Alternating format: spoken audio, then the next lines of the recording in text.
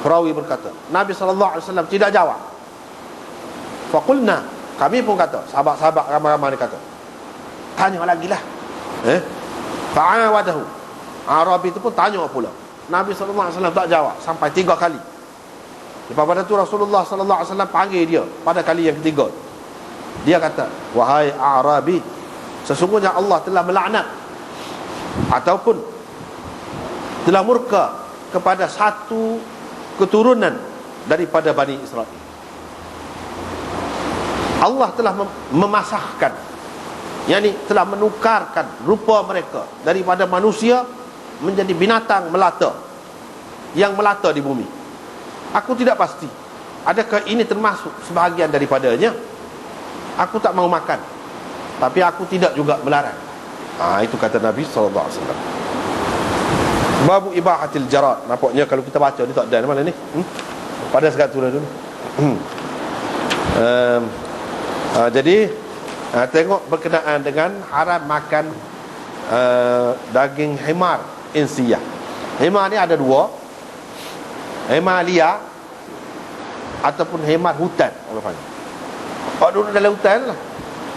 Hak tidak jinak. Kena panah ataupun kena perangkap dia tu lah, baru boleh tangkap. Adapun himar kampung ni, himar lah, keldai. Hak kebanyakan ni, hak jinak orang boleh buat muat barang gapo-gapo berat-berat tu, dia bawa. Itu himar. Ada 2 jenis. Hak tak boleh di sini dalam hadis yang kita baca saat ni, begitu juga dalam hadis-hadis yang lain, ialah himar kampung. Adapun himar hutan, semua kata boleh. Semua kata boleh, tak ada khilaf hak tu. Himar kampung tak boleh, hak tu ada khilaf. Himar hutan, hak tu tak ada khilaf. Yang ada khilaf tadi kita baca dalam hadis-hadis tadi, nampak ada beberapa pendapat. Ada yang mengatakan sebabnya Nabi SAW larang tu, sebabnya sembelih himar tadi sebelum dibahagi. Jadi hak tu hak boleh tu daripada harta rampasan perang. Bila harta rampasan perang, kenalah bagi dulu. Tak bagi. Jadi bila tak bagi tu sembelih lalu. Jadi tak boleh lah, haram lah. Nabi SAW nak bagi peringatan, kalau belum menjadi hak kita lagi tak boleh dah. Walaupun akan jadi hak kita juga. Itu sebagai peringatan daripada dia untuk umat. Ada yang kata begitu. Dalam hadis tadi, sebahagian hadisnya menyebutkan begitu. Ada juga hadis yang menyatakan iaitu kerana ia adalah kenderaan. Ia tak boleh makan tu kerana ia kenderaan pada masa tu. Kalau pakai belakang, jadi tak ada lah kenderaan. Sebab itulah mula-mula mari raya habis dah hemah. Nabi SAW pula kan, sebab ia adalah kenderaan. Kalau tidak sabit dia tu kenderaan, boleh. Itu pendapat. Baik, kita baca Pak Imam Nawawi dalam syarah dia, terjemuh selalulah. Ulama berbeza pendapat dalam masalah ini. Jumhur ulama dari kalangan sahabat, tabi'in dan orang selepas mereka mengatakan haram daging himar itu kerana hadis-hadis yang sahih dan terang ini. Ibnu Abbas kata tidak haram. Tengok khilaf. Daripada Imam Malik, pendapat Imam Malik ada 3 riwayat. Yang paling masyhur ia adalah makruh tanzihi. Yang paling berat lah makruh tanzihi, tapi yang paling berat, tapi makruh. Yang kedua haram. Yang ketiga harus. Boleh. Boleh. Gitu dia. Yang betulnya kata Imam Nawawi haram, mengikut seperti mana kata jumhur itu, kerana berdasarkan hadis-hadis yang terang ni. Adapun hadis dalam Sunan Abi Daud, iaitu hadis Ghalib bin Abjar, kami kelaparan. Kami dalam keadaan kelaparan. Saya tidak mempunyai apa-apa makanan untuk memberi makanan kepada ahli keluarga saya kecuali himar. Rasulullah SAW pula telah mengharamkan daging himar kampung itu. Saya pun pergi berjumpa dengan Nabi SAW. Saya kata, wahai Rasulullah, kami ini dalam keadaan lapar ni, anak beranak pula tak ada makanan hak lain selain daripada himar, hak gemuk-gemuk ada. Dan engkau pula telah mengharamkan himar, himar kampung tu. Nabi SAW kata, at'im ahlaka min samini humuri. Beri makanlah Beranak-beranakmu tu, hema mu hak gemuk tu. Nabi kata, sebabnya saya haramkan, dia kata dalam hadis ni, saya haramkan itu sebenarnya kerana hema kampung ni dia makan makanan kotor, makan najis. Jawal itu mana makan najis, jallalah, termasuk dalam binatang jallalah. Imam Nawawi komen hadis ini. Jadi orang yang kata boleh makan tu, inilah dasarkan hadis ni. Itu dia.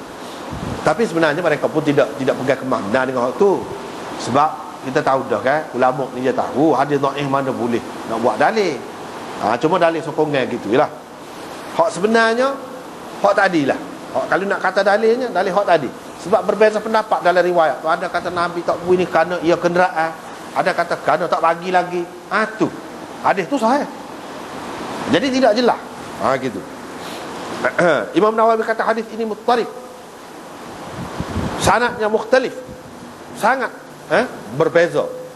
Kalau sahih, kalau kita kata sahih lah hadis ni pun, kita kena pakai dalam keadaan darurat ni. Dalam keadaan darurat dia royak dah, kemudian musim kelaparan tu dia royak dah. Gitu Imam Nawawi kata.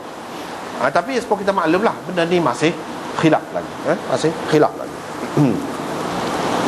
Begitulah dalam masalah himar ni, Nabi SAW suruh lerak.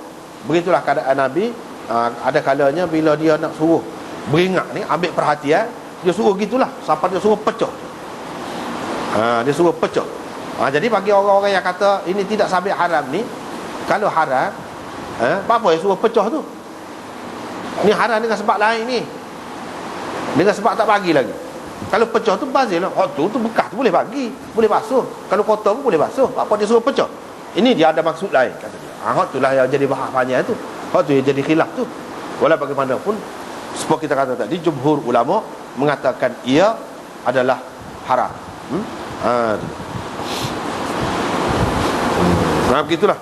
Banyak-banyak riwayat tadi tu, ada hak kata hak metah pun tahu, hak masak pun tahu juga buat. Itu cara Nabi SAW bila dia nak mengatakan sesuatu tu haram, terutamanya di peringkat permulaan dia berat gitulah. Supaya arak tu dia suruh lerak, dia suruh pecah tempayan arak.